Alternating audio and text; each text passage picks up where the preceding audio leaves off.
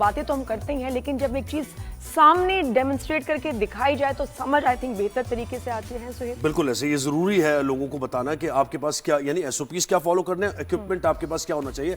खास तौर पर ये जो शॉपिंग सेंटर हैं, बड़े बड़े प्लाजा है, यहाँ पर उनके अंदर भी, नहीं हमारे जहन में ये चीज नहीं थी ना ऐसे पहले क्लिक नहीं की थी तो कि अंदर का जो सिस्टम है आपका, उनके पास कितनी चीजें होनी चाहिए फायर सेफ्टी को लेकर, और क्या पूरा डिपार्टमेंट एक काम करना चाहिए, ये भी हमें पता चला। बेहतरी हो, करेक्शन हो, और कंज्यूमर को भी पता हो कि आप अगर जिस बिल्डिंग में जा रहे हैं क्या वहां ये फायर सेफ्टी जो है प्रिकॉशंस एंड ये प्रोसीजर्स फॉलो किए जा रहे हैं, ये इक्विपमेंट उनके पास है। अगर नहीं है, do not go in that building, basement तो सोचिएगा भी नहीं। जी बिल्कुल ऐसे। तो हमारे साथ हाँ बिल्कुल बढ़ते हैं। हमें ज्वाइन किया है सैयद हसन हबीब ने, जो कि सेफ्टी कंसल्टेंट हैं, और उनके साथ हैं इंजीनियर जी, और उनके साथ हैं इंजीनियर असलम साहब, जो कि एक्सपर्ट है सेफ्टी इक्विपमेंट्स में।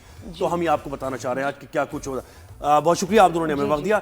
वक्त भी हमारे पास कम है शो पर, तो जल्दी से जरा हम इस तरफ बढ़ते हैं कि क्या इक्विपमेंट है जो कि लाजमी है, जरूरी है फायर प्रोटेक्शन के लिए, जो एक कमर्शियल बिल्डिंग और जो घरों में इंस्टॉल होनी चाहिए चीजें। जी, तमाम वर्क प्लेसेस में फायर सेफ्टी के अलावा बाकी जो पर्सनल सेफ्टी की तमाम चीज़ें ज़रूरी होती हैं जी। तो शुरू करते हैं हम मल्टी स्टोरी बिल्डिंग से। ठीक है। मल्टी स्टोरी बिल्डिंग हो या जो है वो सिंगल स्टोरी बिल्डिंग हो, हर जगह सबसे पहले जो चीज़ ज़रूरी होती है कि वो एक प्लान हो, फायर एग्जिट प्लान हो जी। उसमें जो है एक मैप भी बनाया हुआ होता है, मैप भी लगा हुआ होता है, और मैप के ज़रिए सब जो आने वाले तमाम लोगों को, एम्प्लॉयज़ को पता होता है कि कहाँ से एग्जिट करना है। और इसके अलावा एक फायर रिस्पांस टीम होती है, जो पहले से डेजिग्नेटेड लोग होते हैं, जो तमाम जगहों वहाँ पे लोगों को और इक्विपमेंट को अलाइन करते हैं। नहीं सर, इसको ज़रा वजाहत से, क्योंकि देखिए मैं क्यों चाह रहा हूँ इसकी वजाहत। हमारे साथ उनके यूनियन के प्रेसिडेंट थे, वो कह रहे हैं सारे इंतजाम हुए हैं, लेकिन आप ये कह रहे हैं कि उस जगह की भी अपना फायर डिपार्टमेंट होना चाहिए जो काम करना चाहिए, उसमें ह्यूमन रिसोर्स भी है, इक्विपमेंट भी है। तो इसको जरा रीट्रेट करें। स्प्रिंकलर नहीं थे, इमरजेंसी लाइट्स नहीं थी, और वो कह रहे हैं सारे इंतजाम थे, कुछ अलार्म नहीं था।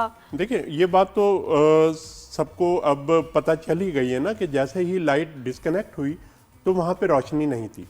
अगर इमरजेंसी लाइट होती तो वो अंधेरे में गाइड करती है, वो किस तरफ जाना है, लाइट क्योंकि नजर कुछ डिस्कनेक्ट नहीं होती आएगा। है, जैसे ही लाइट डिस्कनेक्ट होती है और वो इमरजेंसी लाइट ऑन हो जाती है, तो रोशनी की कमी का मसला नहीं होता।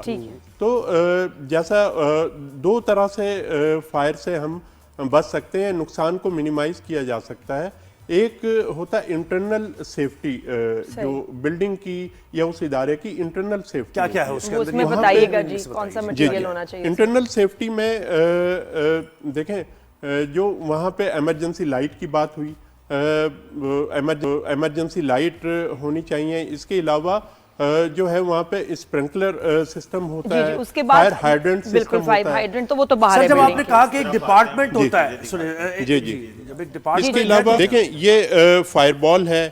फायरबॉल ये ऑटोमेटिकली जब एक मखसूस टेम्परेचर से ज़्यादा आग लगने के बाद होता है तो ये एक्सप्लोड करती है। एक दुकान में कितने होने चाहिए, क्योंकि तो बड़ा इसका जी, ये हर उस जगह पे होनी चाहिए जहाँ पे अनअटेंडेंट जो जगह हो। तो मतलब एक नहीं, एक दुकान में मल्टीपल होने चाहिए। मल्टीपल होते हैं। इसके अलावा फायर एक्सटिंग्विशर, ठीक है, फायर एक्सटिंग्विशर वहाँ पे मुख्तलिफ मुकामात पे जो एक सेफ्टी ऑडिट किया जाता है, वहाँ पे डिसाइड किया जाता है कि कितने होंगे, किस साइज के होंगे और कहाँ होंगे। 1200 शॉप्स थी वहां पर, कितने होने चाहिए थे फायर? तो एक तो ये कि हर शॉप के अंदर होना चाहिए, ठीक है, 1200 तो ये होगा। और दूसरा कॉरिडोर्स में होने चाहिए, एग्जिट और एंट्रेंस के पास होने चाहिए, ताकि जो बाहर से आग का इंसिडेंट होने के बाद जो लोग आ रहे हैं उन्हें भी फौरन उसका एक्सेस हो, और अंदर से जो लोग निकल रहे हैं वो और ये इसकी कोई लाइफ भी होती है कि जिसके बाद इसको आपने रिप्लेस करना है, जैसे आग नहीं लगी 4-5 साल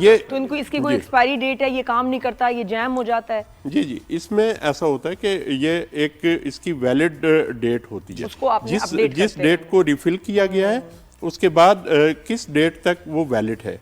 ये नॉर्मली 1 साल के लिए वैलिड होता है। सिर्फ 1 साल, तो उसके बाद आपने इसको जो है रिफिल कराना यानी है, एक बार इसको मेंटेनेंस चाहिए इसको। हाँ, ये ऐसे नहीं कि एक बार लगा के आपने दिखा लोग दिया, यही सिर्फ करते हैं। लोग ही करते हैं कि लगा हुआ है। 10-20 साल भी नहीं इसे उसके बाद इसे करते देखें, refill। जो भी इदारा है जिस जगह पे ये लगे हुए हैं, वहाँ पे जो है उन लोगों को एक मेंटेनेंस के लिए एक चलो सर, ये तो उनको आगे hire बढ़ते करना हैं। ये चाहिए। फायर स्टॉप क्या है? फायर स्टॉप जी, भी है जी। कुछ यहाँ पर। जी फायर स्टॉप ये क्या है? ये एक फायर जब बिल्कुल बहुत छोटी सी हो, फायर इनिशियल टाइम पे एक छोटा सा एक्सटिंग्विशर है जो हर शॉप पे, हर वर्क घर में हो, हर किचन में जी। हो, हर कमरे में हर होना जगह पे चाहिए। होना चाहिए। यानी देखिए 1200 तो ये भी हर शॉप में होने चाहिए थे जहाँ वहाँ पे पर। इंसान है वहाँ पे खतरा है, काम करते हैं, आग का भी खतरा होता है और दूसरे खतरात भी जो होते हैं। फर्स्ट एड एक बनी हुई होती है एक जगह, आपके हर दुकान में एक ये चीजें अगर ये पड़ी हो एक जगह इकट्ठी, और पता हो कि इसको यूज कैसे करना है। ये स्प्रे है सर, इसको कर सकते हैं स्प्रे को? स्प्रे है,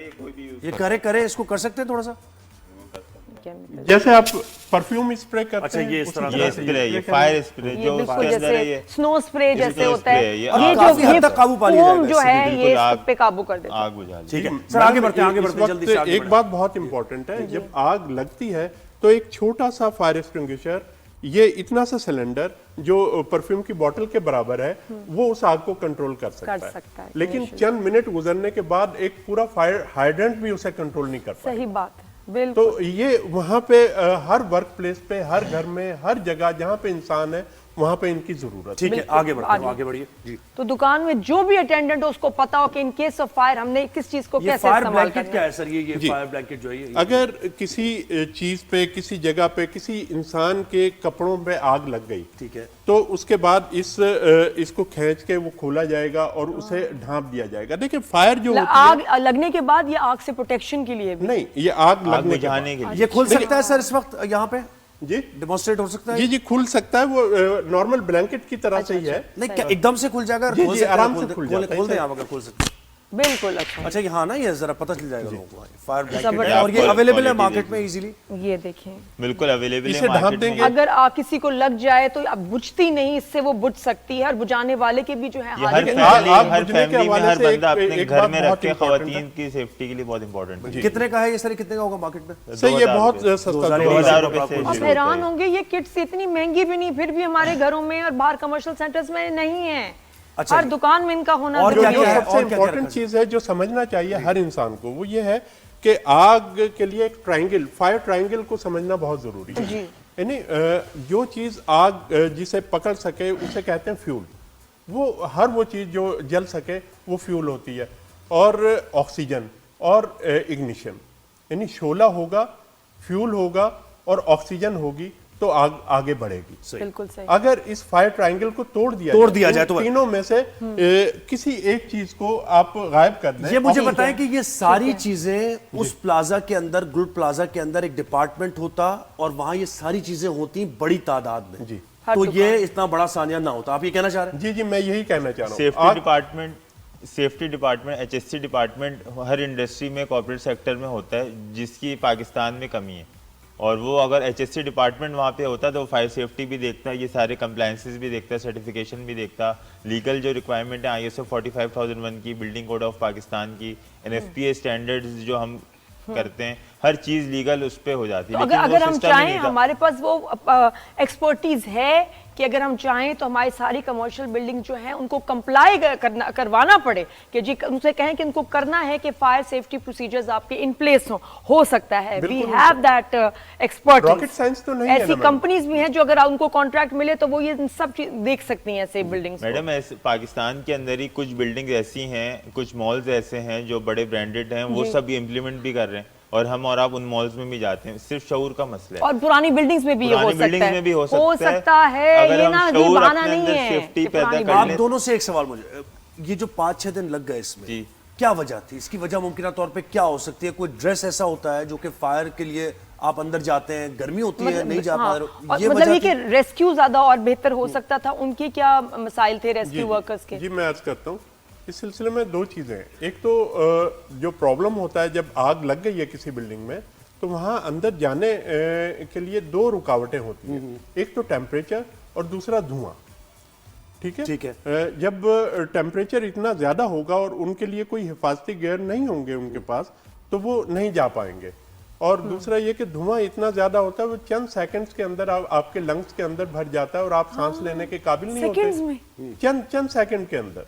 तो उसके लिए देखें, ये फुल फेस मास्क है, इसके साथ कनेक्ट होता है ऑक्सीजन सिलेंडर जो बैक पे होता है, जो हमारे रेस्क्यू वर्कर्स के पास है, रेस्क्यू की टीम के पास होना चाहिए। होने चाहिए, क्या थे हमारे ये टीम इंडोर के भी पास? होना चाहिए, और जो फायर रिस्पांस टीम बाहर से आ रही है, जो केएमसी का जो फायर डिपार्टमेंट है, उनके पास भी होने देखिए चाहिए। दुकान में अगर ये एक दो भी होंगे ना, तो वो एक दो लोग बाकियों की जानें बचा सकते हैं। इमरजेंसी लाइट्स होती तो नजर आ जाता कि कहाँ जाना है। ये कितनी देर तो लोग भटकते रहे कि उनको कोई रास्ता ही नहीं मिला कि कहाँ जाना है, कहाँ सर, एस्केप। ये हमारे पास अभी वक्त कम है, हम इंशाल्लाह नेक्स्ट शो में आपको जरूर मतलब तफसीली तौर पे बात करेंगे। और बहुत इंपॉर्टेंट है अब ये बात करना, क्योंकि जितना जानी नुकसान हो गया है तो लोगों की जानें बचाना, अवेयर करना। बहुत शुक्रिया, आपने हमें वक्त दिया। ये आप देखिए दोनों ना, ने। फायर और फाइटर्स ये की सारे पूरी हमें- किट क्या जी, होनी चाहिए, क्या होनी चाहिए, वो भी बहुत जरूरी अच्छा, है। इसमें बस एक चीज निकल के सामने आई। बहुत शुक्रिया, थैंक यू।